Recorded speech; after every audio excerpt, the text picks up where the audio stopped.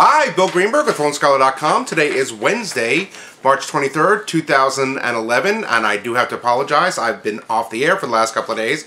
We had a major storm here in Southern California, and for those of you who in the rest of the country, I know major storm, but we did have half our rain total for the year on Sunday and Monday. We had 7 inches of rain in the area where I live, which is a huge amount for us, and of course because of that, all the trees and everything went down, and we didn't have enough resources in the city, and basically a tree fell in my neighborhood, took out our cable, took out the Time Warner cable, which took out my internet, and they weren't able to get to it for a couple of days because the city maintenance couldn't even get to the tree for a couple of days.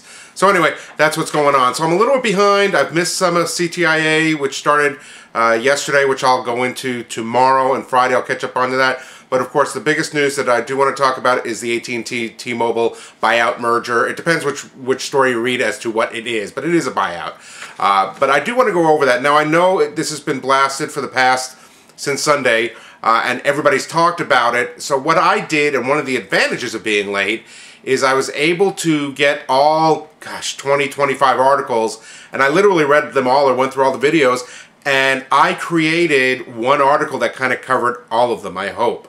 When you read it. It's a long article, but it should give just about all the information you need. I do have some references to other ones. I also did put a bunch of videos. I put 2 videos from the Wall Street Journal on the initial article, and then underneath the article I put a video from Reuters and a couple from Bloomberg. And I'm sorry, I wasn't able to stop it. When you open up the website, the Bloomberg videos auto start, and I wasn't able to change the configuration on that, so you're going to have to go and pause those when you first open it, and I do apologize for that. But I tried to take the best videos, and I put references to all the other videos that are out there. So if you don't want to have to read the whole article, if you want to see what the analysts are saying, you can check out the videos also. But here's a brief summary of what the article is all about. Again, this is one that I wrote. But to check out the entire article, go to www.phonescholar.com. Also, you can like me at Facebook at PhoneScholar and follow me at Twitter at PhoneScholar. So here we go. Of course, as we know, AT&T came in, basically swooped in and took T-Mobile out from under what was Sprint. And the basic deal is it's a $39 billion deal that AT&T is going to pay to Deutsche Telekom, which is the German company that owns T-Mobile USA. And they will pay them anywhere from $25 billion to $29.2 billion. AT&T has the ability to do that and give them anywhere from a 5 to 8% stake in the actual company. So that's what Deutsche Telekom is getting, and I'll go into it in a second. Now, what does AT&T get? And these are the captions. So first of all is the deal. Next is what does AT&T get? And I'm not going to go all into this, but first of all, they get access to T-Mobile USA's 36.5 million customers. They get more spectrum. They get more cell towers, which will upgrade their system, because we all know it's no joke or no secret that the AT&T system has been the most criticized part, the voice system, and so this will upgrade that.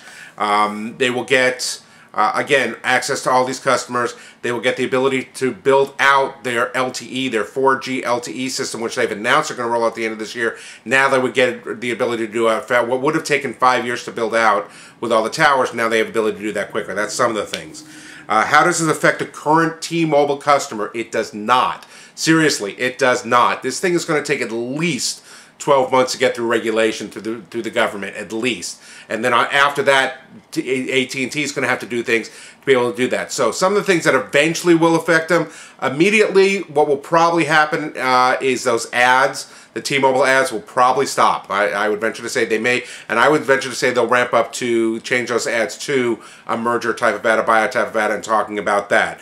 But what will not stop for right now is the customer service. Everybody knows T-Mobile customer service is so far above everybody else's. Will that eventually go away?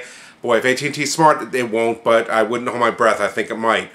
You will eventually have to change your phone because AT&T is going to use those cell towers for their 4G network, and so T-Mobile will not have a 3G network. Again, that's going to take at least 2 years, so most of you will have already upgraded your phones by then, but eventually you will have to get rid of change your 3G phone. The T-Mobile name will be gone. No two ways about it. AT&T will absorb the T-Mobile name.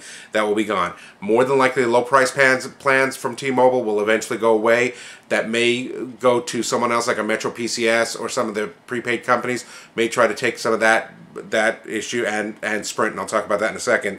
And the biggest question is also, I had somebody ask me already, what about the new phones like the Sidekick 4G? Well, T-Mobile announced a whole bunch of new phones at the CTIA this week, so that's not going away right now either. Again, this is a year to 2 to maybe 3 years away for the total taking over, so think about that way. Next caption is, why did T-Mobile Deutsche Telekom do the deal? Well, here's the thing. They've been looking at this for years of either pouring in billions, 8 to 10 billions of dollars into the infrastructure of T-Mobile USA, or getting rid of it. Well, somebody comes along and says, I'm going to give you $25 billion plus an 8% part of our company, which is a multi-billion-dollar company itself. Believe me, any of us would have taken it, and it gets a cash drag off the bottom line of Deutsche Telekom. They're thrilled. That's why they did it. What's next step with the government? It has to go through regulation. The FCC, Federal Communications Commission, and the Department of Justice, DOJ, plus, I don't know, 40 or 50 other three-letter agencies will take a look at this, plus subcommittees in this, to make sure there's no antitrust, to make sure that it will work for the U.S. economy, things like that.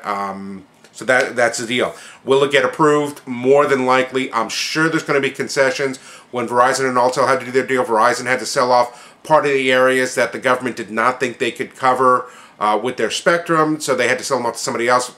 Funny enough, AT&T bought up most of that. I wouldn't be amazed to see a reversal of that, where they're going to have to sell off some maybe rural or suburban areas that they won't be able to reach that now some of the local companies can, or they may have to give permission to use their cell towers in those areas so those people can still be covered. So you'll see that with enough concessions, absolutely, I think it will go through. If it does not go through, what happens? Well, AT&T has to then pay Deutsche Telekom $3 billion. T-Mobile stays, as far as I know, stays where it is. AT&T will have to sell some of their assets or spectrum for somewhere in the neighborhood, they're speculating about $15 billion, so it's not going to really hurt them whatsoever. And just to let you know, part of the AT&T thing is supposedly this is going to, between the two companies, cost cut about, according to Randall Stevens, the CEO, about $40 billion. So in his mind, he's getting the company for free. So there's more in the article about that, so you'll see. Next, how does this affect the overall U.S. cellular? Well, the speculation is with less competition, the pricing plans may go up, phones may go up. The less competition, the less there is to drive down prices, so we'll have to see with that. Overall, this also brings most of the 18 of the top 20 areas in the country have at least 5 choices of cellular, which is by far the most in the world. Most have no more than 4 across overseas, and most of them don't have more than 2 to 3. So this just takes one of the competitors out of the market. Plus, well, I'll go into that in a second. How does it affect Verizon Wireless? This is what I was talking about. It takes a very, very, very strong competitor and a very aggressive competitor off the market for Verizon Wireless, Sprint. So that's good for them. According to Verizon Wireless, it was speculation, well, they're going to go buy Sprint now. The only reason why they would ever go buy Sprint right now, the speculation is to make them have a deal also go through government, so either both get passed or both don't. I'm saying, in other words, to force the FCC's hand into making a quicker decision. According to the CEO of Verizon Wireless, they don't need Sprint. They don't see it happening. Some of the analysts say that they could go after some of the smaller CDMA like Metro PCS, Leap, US Cellular. They may go them, but right now, the fact that they're going to be number 2, this is going to raise AT&T to 130 million. Verizon's at 102 million. The fact that they're going to be number 2 doesn't seem to bother them, which is not the case in the past. They've always been looking for ways to leapfrog each other, and this is one way for AT&T to do it. So we'll see what happens. Of course, with the speculation of the AT&T iPhone customers going to Verizon, that may even the score a little bit anyway. Again, more of that on the article. How does it affect Sprint? Sprint's in trouble. They are now going to go from being number 3 with 50 million, 36 below them, to now you're going to have 130 million customers, 102 million customers or more, and then 50. And so the big, big gap. They're also the only tier 1 carrier that's not going to have the iPhone.